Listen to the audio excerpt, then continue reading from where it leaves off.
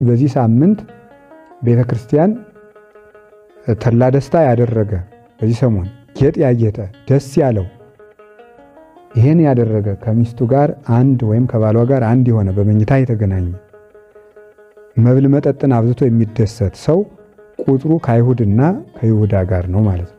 ሰሞኑን የክርስቶስን መከራ እያሰብን ቤተ ክርስቲያን ተግቶ በመዋል በማደር ቀንም ሌትም በ24ቱ ሰዓት የሚነበብ ግብረ ሕማማት የሚባል መጽሐፍ አለ ከሊቃውንት የተሰበሰበ።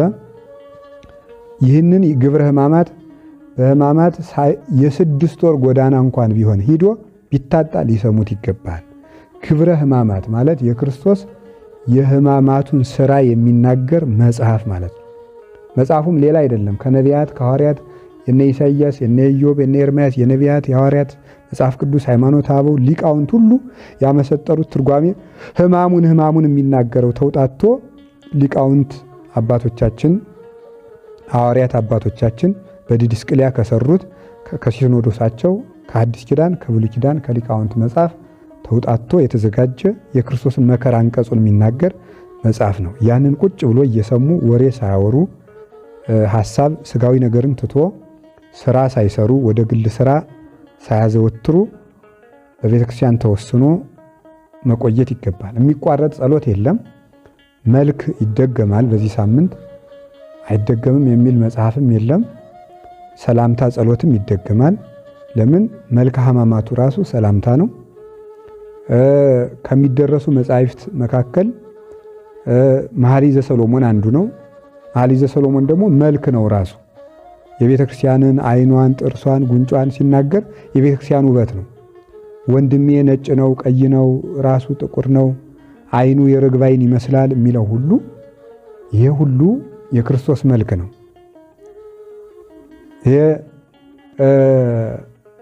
ዓይኑ ገክብር ወውጾ ዘያውፀቦ እደ ኬንያ የሚለው ሁሉ አንጥረኛ ያልሰራው ጉትቻ ያለው ነው እያለ የሚናገረው ክርስቶስን ነው።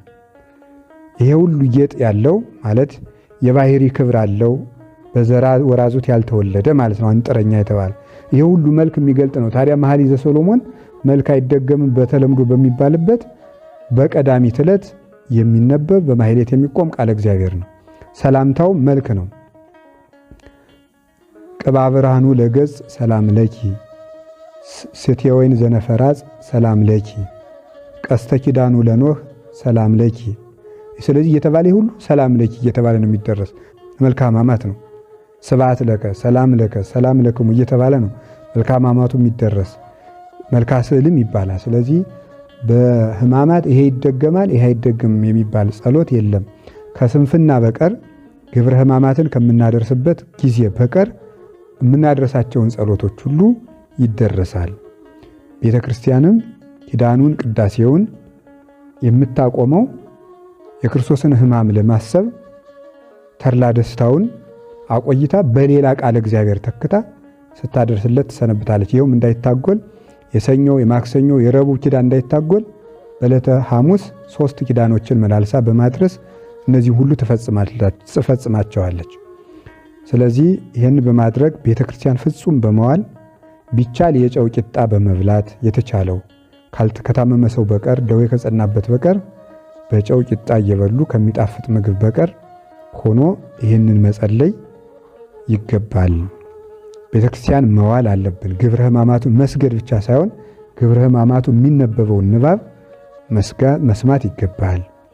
በዚህ ሰሞን ተድላ ደስታ ማጌጥ የለም። በጸሎተ ሐሙስ ሁሉም ምዕመናን ይቆርባሉ፣ ስጋው ደግሞ ይቀበላሉ። መቁረብ የሚቻላቸው የተዘጋጁ ሁሉ ይቀበላሉ። ተዘጋጅተን እንቀበላለን ስጋው ደሙን። ለምን? የጸሎተ ሐሙስ ዕለት ብቻ የሚቀደስበት ምክንያት የጸሎተ ሐሙስ ዕለት ሐሙስ ሐዋርያትን አቁርቦ ዓርብ ስለተሰቀለ ያንን ታሳቢ ማድረግ የዛለት ምስጢረ ክህነትን ለማስተማር ስርዓተ ቁርባንን ለማስረዳት 12ቱን ብቻ አቁርቧል። ዛሬ ግን ስጋው ደሙ ለሁሉ ስለተሰጠው ሁሉም ምዕመናን ይቆርባሉ ማለት ነው። በዕለተ ዓርብ ስቅለት ነው። ሕማሙን እያሰብን በወይራ እየተጠበጠብን ይህን የምናደርግበት ምክንያት ወይራ ጽኑ ነው። ጌታችን ኢየሱስ ክርስቶስ የተቀበለው መከራ ጽኑ ነው። ከበረከተ መከራህ አሳትፈኝ፣ ቅዱስ ጳውሎስ በሕማሙም በሞቱም ልመስለው እወዳለሁ ብሎ ፊልጵስዩስ ምዕራፍ 3 ቁጥር 11 ላይ እንደነገረን ሞቱን በሚመስል ሞት ለመሳተፍ ወይራ እየተጠበጠብን ኃጢአታችን እየተናዘዝን እንፈጽመዋለን።